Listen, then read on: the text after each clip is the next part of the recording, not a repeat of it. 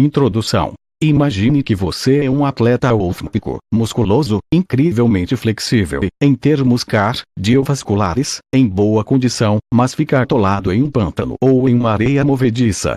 O que você pensaria? Invariavelmente, que o modo para sair dessa encrenca é usar sua energia olímpica. O que aconteceria se você fizesse isso? Afundaria rápido. É aí que, como diz Shakespeare, eis a questão. Essa é a essência do dilema. Apesar de ser inteligente, poderoso e focado, você, o atleta olímpico, afundaria, pois não aplica o pensamento correto para o desafio que está enfrentando. Você afundaria apesar e por causa de seus melhores esforços. Isso é o que muitas pessoas fazem quando precisam usar o cérebro. Nós, sem intenção, não sabemos como acessar e aplicar esses poderes imensos. Use Sua Mente foi escrito para ajudá-lo a entender como usar o poder de seu cérebro com sucesso, independentemente do desafio que você encare. Eu o chamo de Manual de Instruções para o Cérebro. Ele vai ajudar a alimentar seu superbiocomputador e libertar a gama natural de extraordinárias habilidades mentais que você possui. Agora deixe-me contar uma história simples, de como cheguei ao desenvolvimento deste manual cerebral.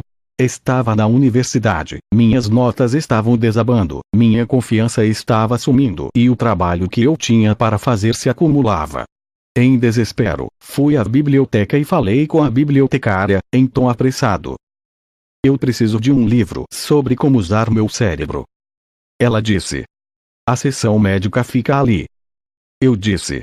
Eu não quero operá-lo, eu quero aprender a usá-lo. Ela disse. Ah, não há livro sobre isso. Foi isso. Eu pensei, que incrível. Se você compra um laptop, um telefone celular ou outro acessório portátil, como lida com ele? Um manual, seja uma cópia física ou online. Onde, afinal, estava o manual de uso para o equipamento mais importante que se pode imaginar? Não, havia. Hoje há, e estou feliz de apresentar a você o melhor manual de operação para o cérebro. Use Sua Mente. Em 1974, a BBC lançou a série de televisão Use Sua Mente em 10 partes e, pela primeira vez, mostrou ao mundo o meu conceito básico de mapa mental marca registrada. Use Sua Mente foi a peça fundamental, a mãe dos livros sobre o cérebro, os quais mais tarde incluiriam memória, mapas mentais e leitura dinâmica.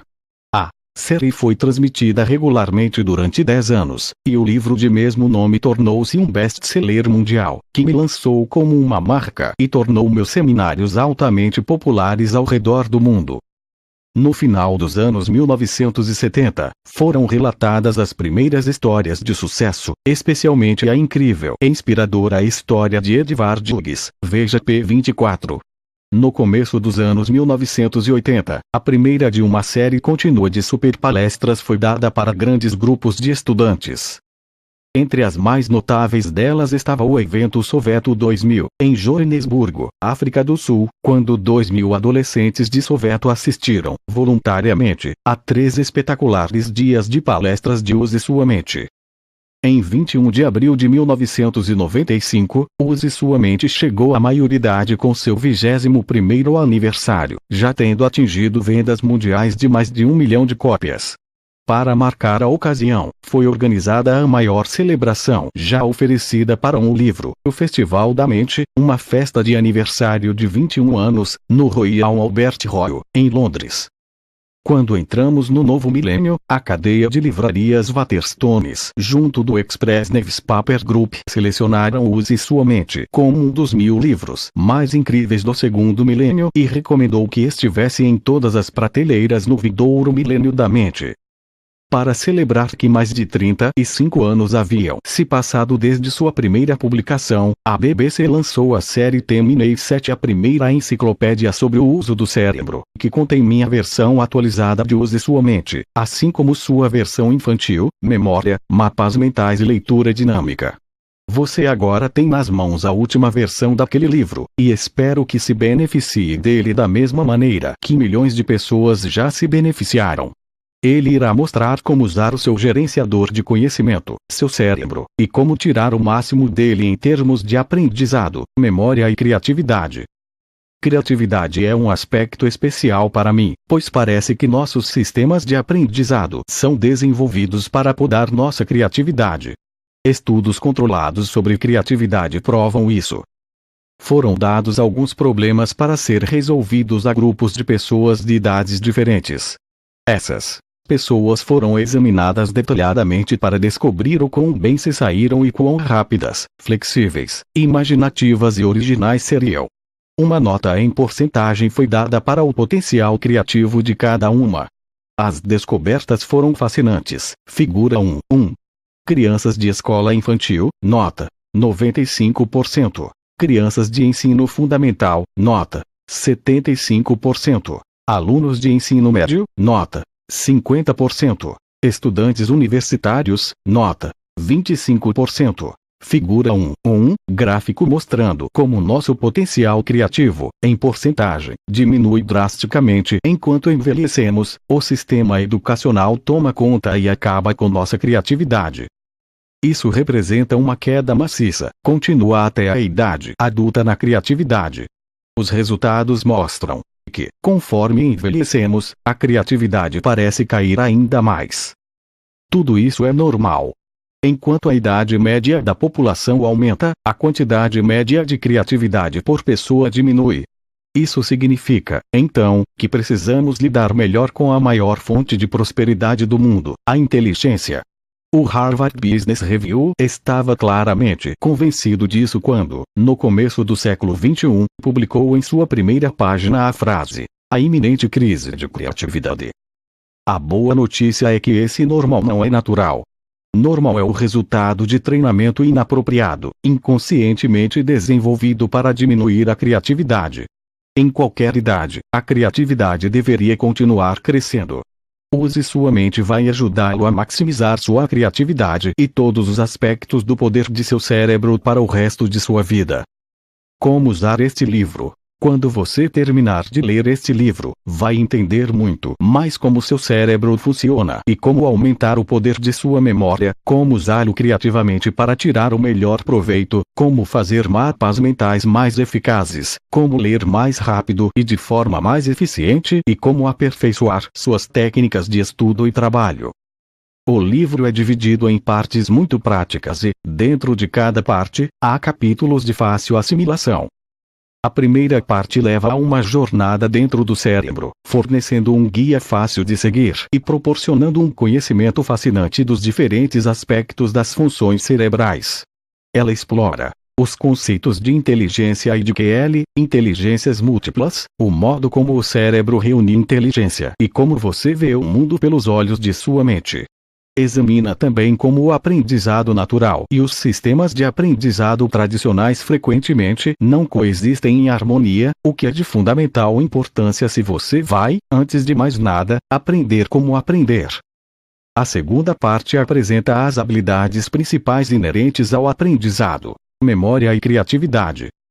Ela investiga como seu cérebro consegue lembrar, aprender e entender, explica como você se lembra das coisas durante e após aprendi-las e apresenta várias técnicas e testes-chave mnemônicos. A terceira parte se concentra nas ferramentas mentais que você precisa para estimular seu poder cerebral, incluindo a mais recente delas, o mapa mental. Chamado de canivete suíço do cérebro, o mapa mental explora as tendências naturais do cérebro de pensar em imagens, em cores e em rede, em vez de fazer ligações lineares. Após explorar os mapas internos de sua mente, o modo como você pensa é aplicado ao modo como usa a linguagem, palavras, imaginação e mapas mentais para gravar, organizar, lembrar, pensar de forma criativa e resolver problemas. A maneira de preparar e criar mapas mentais é totalmente explicada. Depois disso, você é apresentado a técnica de leitura dinâmica, uma habilidade que aumenta significativamente sua velocidade e compreensão de leitura ao mesmo tempo. É complicado gerenciar informações para habilidades de estudo e negócios. Essa seção também lida como a nova técnica de estudo orgânico Busan, teoria marcar registrada, que irá possibilitar que você estude qualquer assunto e aplique-o para gerenciar leitura, análise, priorização e apresentação de informação. O capítulo final fala sobre o quão longe e rápido avançamos para entender nossos cérebros e as aplicações desse gerenciador do conhecimento na era da inteligência. Em vários estágios do livro, há exercícios e sugestões para atividades extras.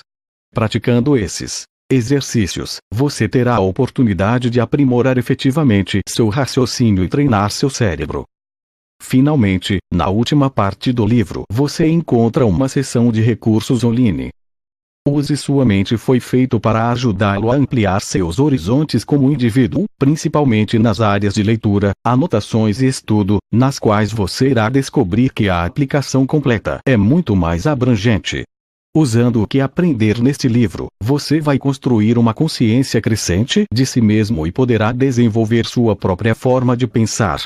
Depois que terminar o livro, passe os olhos por ele novamente para ver em que outras áreas de sua vida ele pode ser aplicado.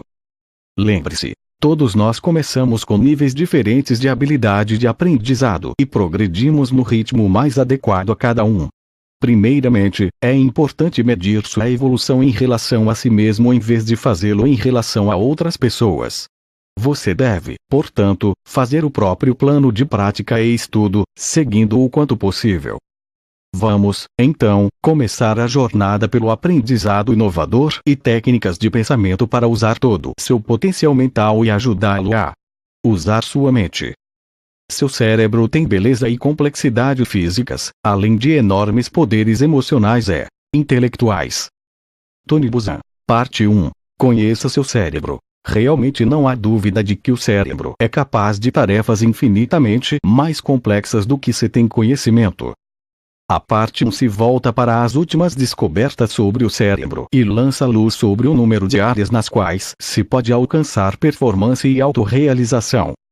Seu cérebro é melhor do que você pensa. O que acontece em seu cérebro quando você come uma pera, cheira flores, ouve música, lê um livro, toca alguém querido ou simplesmente se lembra de algo?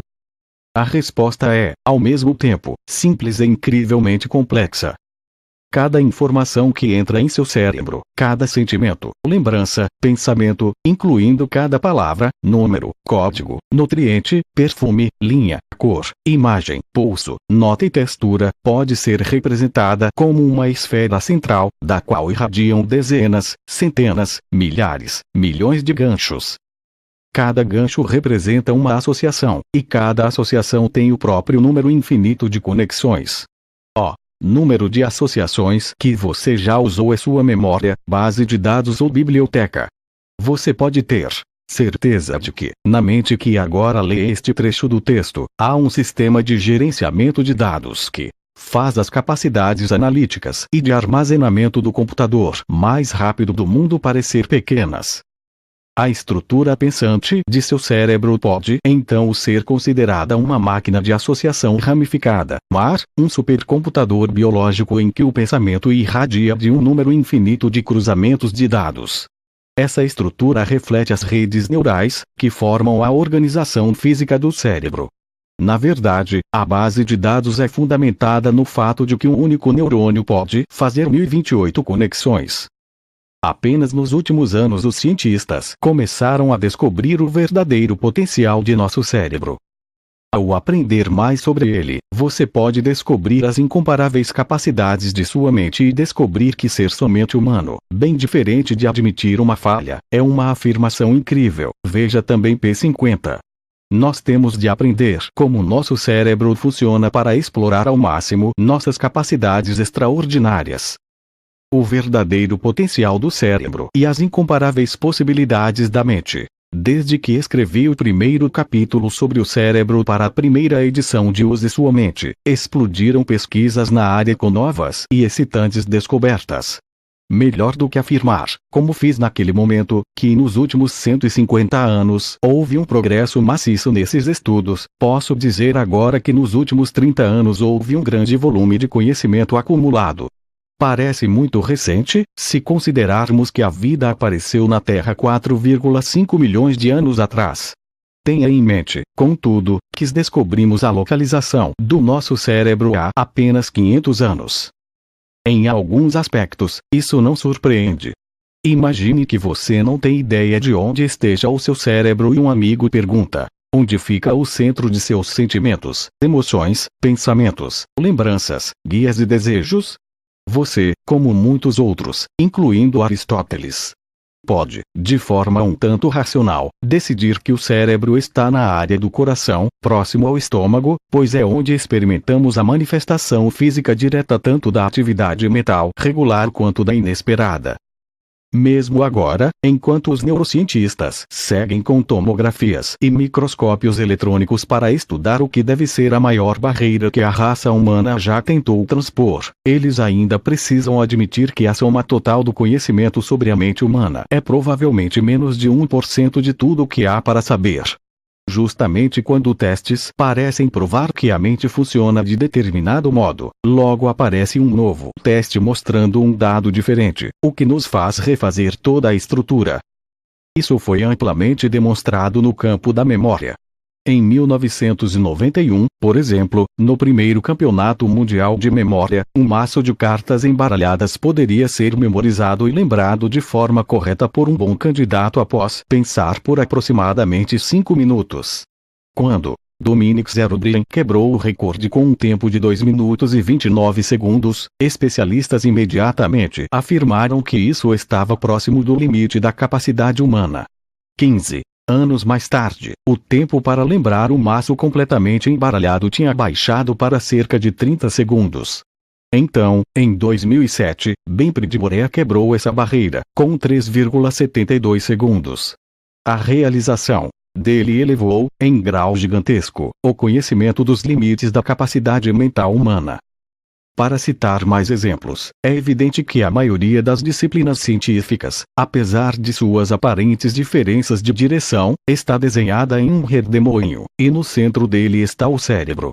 Os químicos estão agora envolvidos com as estruturas químicas intrínsecas que existem e interagem em nossos cérebros. Biólogos estão descobrindo as funções biológicas do cérebro. Físicos estão encontrando paralelos com suas investigações nos cantos mais distantes do espaço. Psicólogos estão tentando fixar a mente em um ponto, e acham a experiência tão frustrante como tentar colocar um dedo em uma pequena gota de mercúrio. E matemáticos, que construíram modelos para computadores complexos e até mesmo para o universo, ainda não conseguiram encontrar uma fórmula para as operações que acontecem diariamente em cada cérebro. O que podemos concluir de nossos esforços nesse momento, portanto, é o conhecimento de que o cérebro é infinitamente mais sutil e capaz do que pensamos anteriormente. Também, quem tem o que é ironicamente chamado de cérebro normal tem muito mais habilidade e potencial do que se acreditava. Gostaria de apresentar agora um exemplo clássico e fabuloso das infinitas possibilidades de manifestação da mente. Um sonho impossível, a história de Edvard Hughes. Após a primeira publicação de Use Sua Mente, em 1974, um aluno regularmente mediano, que não se saia muito bem em nenhuma matéria fez, em 1982, com 15 anos de idade, os testes que capacitam para as melhores universidades. Seus resultados, como esperado, e como sempre, foram CSIBS. Ele ficou desapontado com os resultados, pois queria muito ir para a Universidade de Cambridge e percebeu que, se continuasse como estava, não teria a menor chance. O nome do aluno era Edvard Hughes. Um pouco mais tarde, o pai de Edvard, George, apresentou-lhe o Use Sua Mente, com as informações que obteve sobre si mesmo e sobre como fazer mapas mentais, como aprender e como estudar. Edvard voltou à escola revigorado e motivado. Ele disse que perseguiria usas em todas as matérias e que, definitivamente, queria conquistar uma vaga em Cambridge. As reações dos professores foram, como esperado, confusas e variadas. Você não está falando sério, vamos, você não tem chance. Suas notas nunca chegaram nem perto do necessário para estudar em Cambridge, disse um deles. Não seja bobo. Você pode até conseguir um B, mas provavelmente vai tirar C, disse o segundo. Quando Edvard disse que não queria somente fazer os exames tradicionais, mas também fazer a redação, seu professor disse contrariado: não faça isso, fazer essa prova é um desperdício de dinheiro da escola e de seu tempo. Achamos que você não vai passar, pois os testes são muito difíceis. Vários de nossos melhores candidatos não conseguem passar.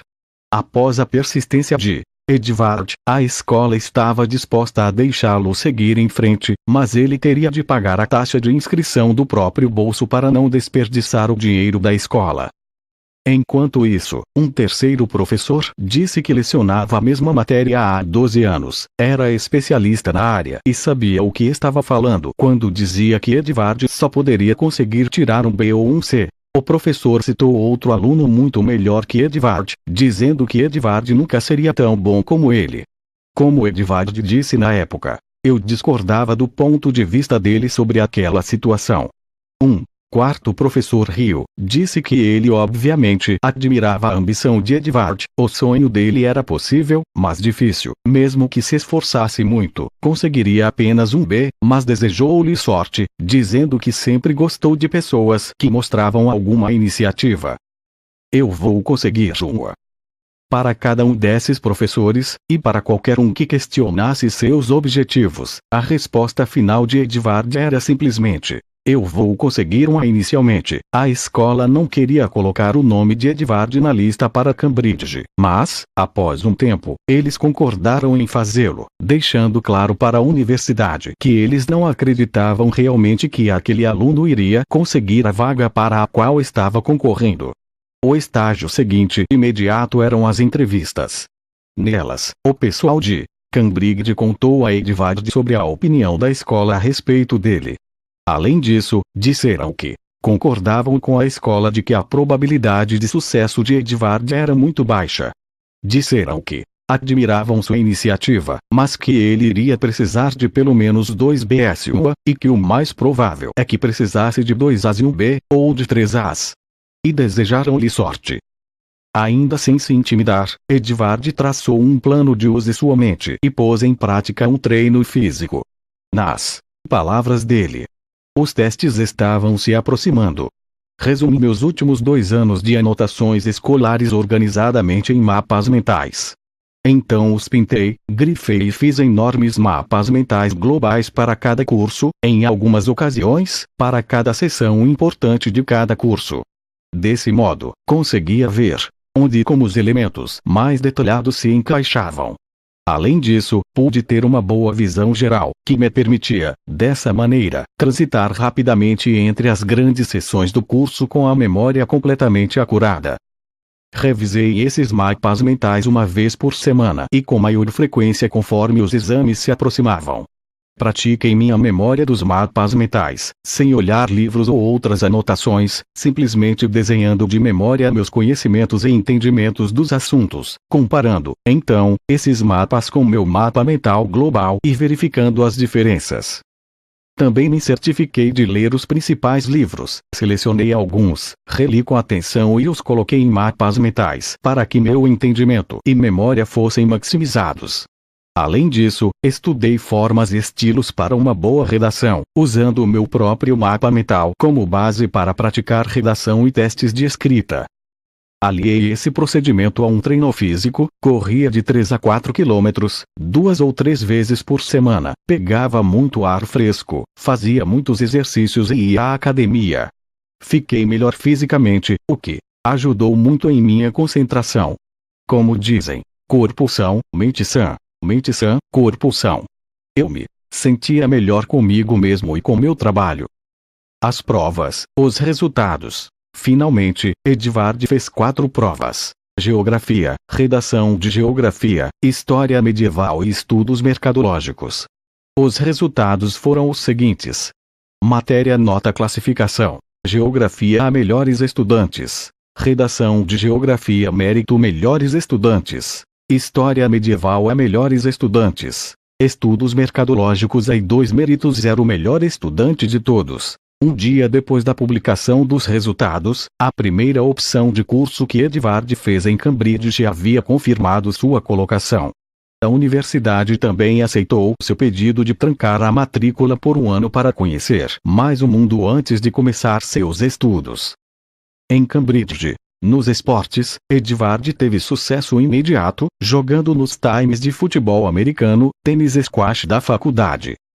Na área de sociedades de alunos, ele pôde até ser considerado um superlativo. Além de ter fundado a Sociedade de Jovens Empreendedores, a maior do tipo na Europa, ele foi convidado a presidir a Sociedade Verinice, uma sociedade de caridade com 3.600 membros, que aumentou para 4.500 durante sua gestão, tornando-se a maior sociedade na história da universidade. Devido ao trabalho dele nessas duas sociedades, presidentes de outras sociedades pediram a Edvard para formar e dirigir uma sociedade de presidentes. Ele fez isso e se tornou presidente do Clube dos Presidentes. Em termos acadêmicos, ele começou a estudar os hábitos dos estudantes medianos e relatou: eles passam de 12 a 13 horas lendo todos os livros possíveis para redigir seus trabalhos e anotando linearmente todas as informações que podem. Depois disso, passam de 3 a 4 horas escrevendo o trabalho propriamente dito. Alguns chegam a reescrevê-los, demorando eventualmente uma semana inteira para elaborar um projeto. Utilizando-se da experiência com a preparação para os exames de nível A, Edvard decidiu se dedicar ao estudo durante 2 a 3 horas por dia, 5 dias por semana. Durante essas 3 horas, eu fazia uma leitura-chave, resumindo todas as informações relevantes em forma de mapas mentais.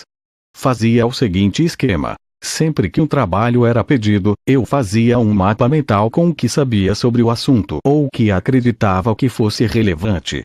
Então, não mexia naquilo por alguns dias, pensava sobre, ficava com o assunto na cabeça e depois fazia uma leitura superficial dos livros necessários, construindo mapas mentais com as informações principais. Fazia, então, uma pausa ou me exercitava um pouco. Voltava e fazia um mapa mental do trabalho propriamente dito. Quando completava meu plano de redação, fazia outra pausa e só depois sentava e completava a redação, sempre em até 45 minutos. Com essa técnica, eu atingia as melhores notas regularmente. Antes dos exames finais de Cambridge, Edvard trabalhou em um plano de trabalho praticamente idêntico àquele que utilizou para se preparar para os primeiros exames, e fez, então, 6 exames finais. Os resultados. Em seu primeiro exame final, ele conseguiu passar. Normalmente seria considerado um resultado mediano, mas foi excelente porque 50% dos que fizeram a prova não passaram, e não houve méritos. No segundo, terceiro e quarto exames, ele conseguiu ficar por 3 vezes com o segundo lugar, e nos últimos exames, ficou entre os primeiros lugares, não apenas primeiros, mas primeiríssimos, pois foram as melhores notas daquelas matérias e de toda a universidade. Assim que Edvard terminou a graduação, ofereceram a ele um emprego como estrategista em uma companhia empreendedora multinacional, um emprego descrito pela universidade como um dos melhores para um formando de Cambridge. Como Edvard resumiu: Cambridge foi fantástica. Eu tive muita sorte de poder tirar o máximo dessa experiência, muitos amigos, muita experiência, muita atividade física, muito entusiasmo, sucesso nos estudos e 3 anos de diversão absoluta. A principal diferença entre mim e os outros era simplesmente que eu sabia pensar, sabia como usar minha cabeça. Eu era um aluno mediano antes de aprender a tirar uma. Eu consegui. Qualquer um consegue. Edvard Hughes hoje. Após se formar em Cambridge, Edvard trabalhou em Londres durante 2 anos antes de se inscrever em uma escola de negócios. Naquele tempo, os melhores MBAs eram os de Harvard e Stanford. Ele foi aceito em ambos, mas escolheu Harvard por sua reputação internacional. Em Harvard, enquanto era novamente ativo em sociedades estudantis e no esporte, ele se sobressaiu academicamente. Foi um Baker Scholar, um prêmio de prestígio dado para os 5% melhores estudantes da Escola de Negócios de Harvard. Depois, seguiu uma carreira de sucesso nos negócios e foi CEO de várias empresas. Ele é casado com uma australiana que era jogadora profissional de squash e eles têm 2 lindos filhos adolescentes. Vivem em San Diego, na Califórnia, geralmente lembrada por ter o melhor clima do mundo. Edvard é CEO de uma empresa de nanotecnologia, membro da Organização de Jovens Presidentes e membro de várias instituições de caridade. Ele continua ativo nos esportes e joga um pouco de golfe. Usa até hoje mapas mentais e muitas das técnicas de estudo que ele aprendeu em use sua mente. Está particularmente feliz por seus filhos estarem aprendendo a usar mapas mentais na escola e espera que os professores deles tenham a mente mais aberta em relação ao potencial ilimitado deles. Entre em sua mente. O cérebro é uma massa formada por 78% de água, 10% de gordura e aproximadamente 8% de proteína. Pesa cerca de 1,5 kg e é muito parecido com uma noz. Ele também representa quase 2% do peso corporal total, além de consumir 20% das calorias. Quanto mais você pensa, mais calorias queima. O córtex cerebral, dividido em duas partes, os hemisférios direito e esquerdo, a massa macia do córtex cerebral representa 80% do peso total do cérebro. Os dois hemisférios são conectados por um cabo, que consiste em mais de 250 milhões de fibras nervosas, o corpo caloso. Ele assegura uma comunicação efetiva entre os dois hemisférios e qualquer atividade humana requer uma colaboração intensa entre eles. A parte macia do cérebro é coberta por uma fina camada chamada de córtex, formada por células nervosas. Nessa camada, que não é mais grossa que 3 fios de cabelo, ocorre a maioria dos processos cerebrais, pensamento, memória, fala e movimentos musculares. Desde que você nasceu, os dois hemisférios começaram a se especializar, dividindo as tarefas entre si. Isso é chamado de processo de lateralização. Muito mais que apenas um cérebro. Os estudos da neurociência mostraram que essa divisão de tarefas é única para cada um de nós, mas há algumas funções comuns à maioria dos seres humanos. Tudo começou no final dos anos 1960, começo dos 1970, quando foi iniciada uma pesquisa que mudaria a história da valorização do cérebro humano. Essa pesquisa deu a Roger Sperry, do Instituto de Tecnologia da Califórnia, um prêmio Nobel, e a Robert Einstein, fama mundial por seu trabalho com ondas cerebrais e especialização de função. O trabalho foi levado adiante nos anos 1980 pelo professor Aaron Seidel e outros.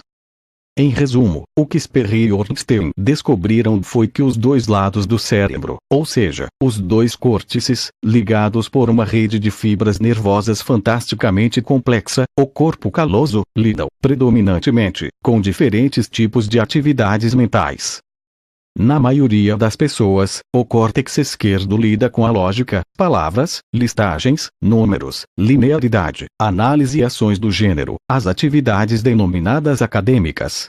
Enquanto o córtex esquerdo está engajado nessas atividades, o direito está mais na onda alfa, ou estado de repouso, pronto para ajudar. O córtex direito lida com ritmo, imaginação, cores, devaneios, percepção espacial, gestalt, tendência auto-organizacional, e dimensões. Pesquisas subsequentes mostraram que, quando as pessoas eram encorajadas a desenvolver uma área mental que consideravam fraca, em vez desse desenvolvimento desviar outras áreas, ele parecia produzir um efeito sinérgico com todas as áreas do desempenho mental em evolução. Em um primeiro momento, a história parecia negar essa descoberta, pois a maioria dos grandes cérebros aparentavam muito desequilibrados em termos mentais. Einstein e outros grandes cientistas indicavam ter o córtex esquerdo predominantemente dominante, enquanto Picasso, Cézanne, Beethoven e outros grandes artistas e músicos pareciam ter o córtex direito dominante. Uma investigação mais profunda revelou verdades fascinantes. Einstein ia mal em francês na escola e, entre outras atividades, tocava violino, fazia artes, velejava e praticava jogos que exigiam imaginação. Einstein dava crédito da maioria de suas descobertas científicas a seus jogos de imaginação. Enquanto refletia em uma colina em um dia de verão, ele se imaginou cavalgando em raios de sol nas extremidades mais distantes do universo e, quando retornou, e logicamente, à superfície do Sol, percebeu que o universo deveria, na verdade, ser redondo e o seu antigo treino lógico estava incompleto. Os números, equações e palavras que ele colocou ao redor dessa nova imagem nos deram a teoria da relatividade, uma síntese dos córtices direito e esquerdo. De forma parecida, os grandes artistas se revelaram pessoas de cérebro inteiro. além de cadernos cheios de histórias de festas regadas a álcool e pinturas concebidas casualmente, que se transformaram em obras-primas. Anotações como a seguinte foram achadas. Até às 6 da manhã. Passei o 17º dia trabalhando na pintura de número 6 da minha mais recente série. Misturei 4 partes de laranja com 2 partes de amarelo para produzir uma combinação de cores que coloquei no canto esquerdo superior da tela, para atuar em oposição às estruturas espirais no canto direito inferior, produzindo o equilíbrio desejado aos olhos do observador. Um pequeno exemplo de quanto a atividade do córtex esquerdo se infiltra no que normalmente consideramos tarefas do córtex direito. Junto da pesquisa de Sperry e Ornstein, a evidência prática de melhora geral de performance e os fatos históricos de que muitos dos grandes cérebros estavam na verdade usando os dois lados de sua capacidade. Nos últimos 1000 anos houve um homem que foi o exemplo supremo do que um ser humano pode fazer se ambos os córtices do cérebro são desenvolvidos simultaneamente. Leonardo da Vinci. O outro código da Vinci. Em seu tempo, Leonardo da Vinci era sem dúvida o homem mais habilidoso em arte, escultura, fisiologia, ciência geral, arquitetura, mecânica, anatomia, física, invenção, meteorologia, geologia, engenharia e aviação. Ele também podia tocar, compor e cantar espontaneamente músicas quando davam-lhe instrumentos de corda nas cortes da Europa. Melhor do que separar essas áreas de sua habilidade, ele as combinou. Os cadernos científicos de Leonardo são cheios de desenhos tridimensionais e imagens. Igualmente interessante é o fato de que os planos finais para suas grandes obras-primas frequentemente parecem planos de arquitetura, incluindo linhas retas, ângulos, curvas e números incorporando matemática, lógica e medidas precisas feitas a olho. Parece, então, que, quando nos descrevemos como talentosos em certas áreas e não em outras, o que estamos realmente descrevendo é que nessas áreas nosso potencial foi desenvolvido com sucesso e as outras ainda estão dormentes, mas que podem, com o tratamento adequado, florescer. A figura 2.1 mostra um inventário dos processos cerebrais e que hemisférios estão mais envolvidos quando os desenvolvemos. Descobertas relacionadas com os córtices direito e esquerdo dão mais suporte ao trabalho com seus sistemas de memória, anotações e comunicação, assim como mapas mentais avançados, pois em cada uma dessas áreas é essencial usar os dois lados do seu cérebro. As superrodovias do cérebro. Em seu cérebro há, no mínimo, 1 milhão de neurônios que são células nervosas. Essa é aproximadamente a quantidade de estrelas na Via Láctea. Essa cena fica ainda mais fascinante quando você se dá conta de que cada um dos seus neurônios pode interagir com o mínimo de 1 e o máximo de 100.000 outros neurônios de várias maneiras. Um neurônio é uma célula nervosa especializada que transmite sinais elétricos. Neurônios não trabalham individualmente, mas são conectados em circuitos, permitindo ao corpo transmitir sinais sensoriais e motores a todas as suas partes. Os neurônios têm 3 partes principais: um corpo de célula único, um axônio e muitos dendritos. A tarefa dos dendritos é receber as informações e fazer contato com outros neurônios, permitindo assim a transmissão de impulsos elétricos. O axônio é a extensão filiforme da célula nervosa vinda do corpo celular. Ele é coberto com uma camada de mielina e está encarregado de mandar sinais para outros neurônios. A maioria dos neurônios tem muitos dendritos e somente um axônio. Figura 2.1, mapa mental mostrando como os lados direito e esquerdo do córtex têm processos dominantes diferentes. Os neurônios usam sua estrutura altamente especializada para mandar e receber sinais. Cada um recebe informação de milhares de outros neurônios. A informação é passada de um neurônio a outro graças à neurotransmissão.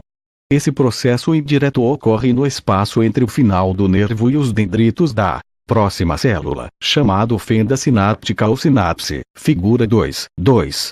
A conexão entre dois neurônios é chamada de conexão sináptica. Conexões sinápticas. Os eventos mentais. Qual a relevância disso tudo para o aprendizado, pensamento e memória?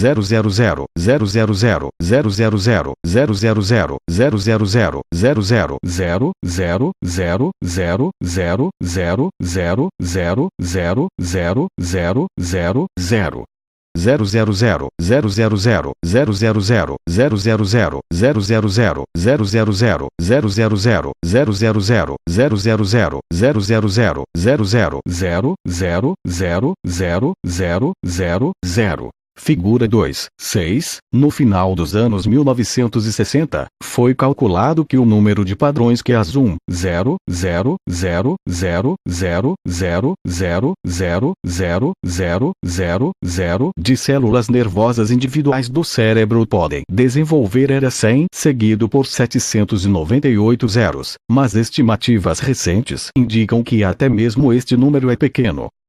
Pouco após a primeira edição de Use Sua Mente ser publicada, Dr. Piotr Anokin, da Universidade de Moscou, que passou seus últimos anos de vida estudando a capacidade de processamento da informação do cérebro, afirmou que o número 100 seguido por 798 era uma subestimativa grosseira. O novo número que ele calculou foi conservador devido à pouca confiabilidade dos instrumentos de medição da época em comparação com a complexa minúcia do cérebro. O número que ele encontrou não foi 100 seguido por 798 zeros.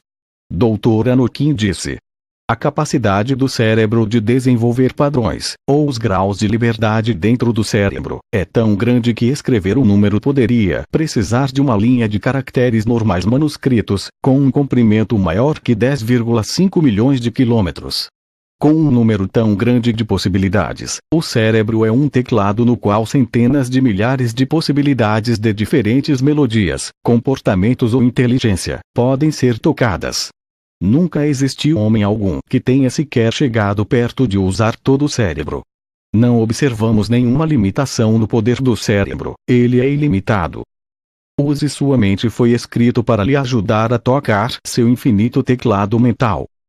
Modelos de percepção: olho, cérebro, câmera. Primeiro vamos considerar o sistema olho/cérebro/câmera.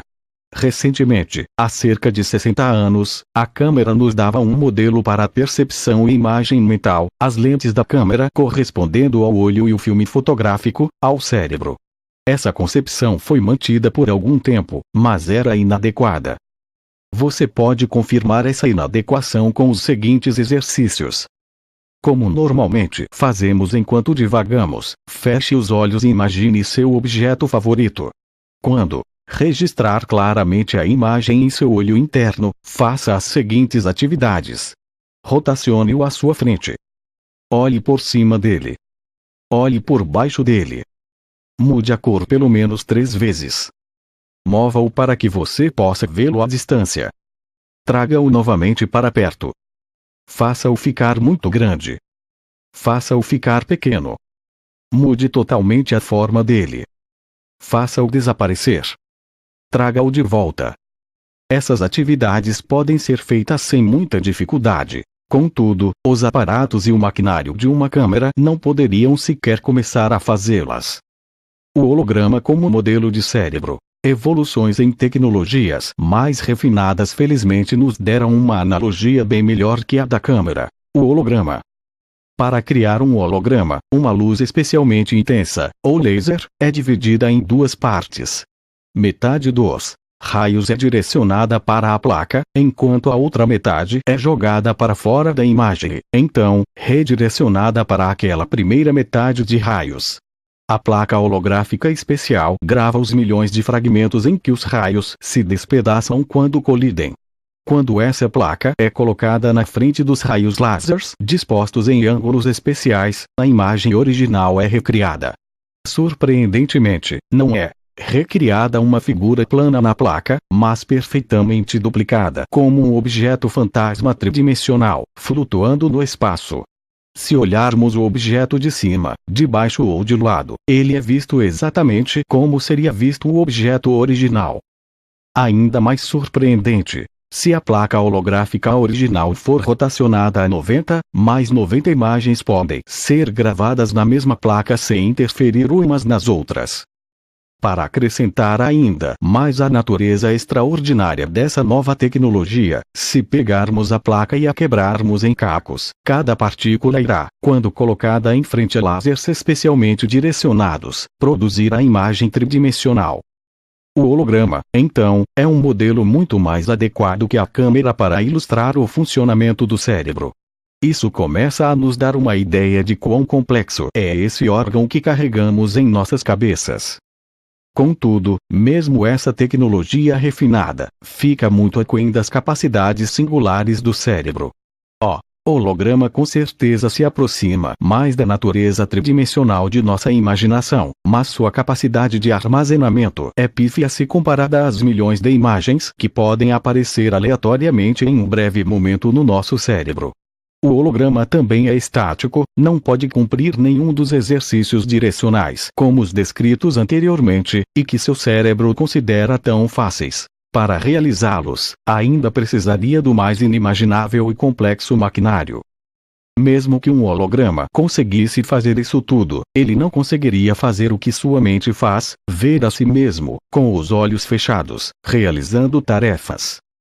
O que é sua excelência natural? Os tradicionais testes de Ki, quociente de inteligência, baseados em raciocínios verbais e numéricos, são usados há cerca de 100 anos. Inventados por um teórico francês chamado Alfred Binet, no final do século XIX, eles propõem escalas de inteligência originalmente desenvolvidas para identificar crianças com necessidades especiais. Defensores dos testes tradicionais de Ki acreditam que eles medem nossa inteligência absoluta. Além do resultado de um teste de Ki poder ser alterado de forma significativa com um pouco de prática bem dirigida, há outros argumentos contra esses testes serem considerados meios de medir o Ki absoluto. Primeiro, um estudo de criatividade de Berkeley mostrou que uma pessoa com alto resultado de Ki não era necessariamente independente em pensamentos e ações, não possuía ou conseguia valorizar o bom humor, apreciar a beleza, ser razoável, relativista, ter a capacidade de apreciar a complexidade e a inovação, ser original, facilmente compreendido, fluente, flexível ou astuto. Segundo, aqueles que afirmam que o Ki mede uma grande e absoluta variação das habilidades humanas esqueceram que os testes deveriam levar em consideração as três principais áreas: o cérebro a ser testado, o teste em si e os resultados. Infelizmente, os protagonistas do Ki ficaram muito obcecados pelos testes e pelos resultados e negligenciaram a natureza real do cérebro em teste. Falharam em perceber que os testes não avaliam toda a gama de habilidades básicas humanas. Testes tradicionais de Ki são baseados na premissa que testes de habilidades verbais e matemáticas são os verdadeiros indicadores para medir a inteligência, quando o que eles realmente medem são performances humanas não treinadas ou desenvolvidas. As críticas de quem acompanha esses testes é a de que eles poderiam ser comparados a um suposto inspetor do tamanho dos pés das mulheres no Oriente, no tempo em que elas tinham seus pés restringidos de crescer. Já no berço, os pés das bebês eram colocados em bandagens até que elas fossem quase adultas. Isso era feito para restringir seu crescimento e produzir pés delicados.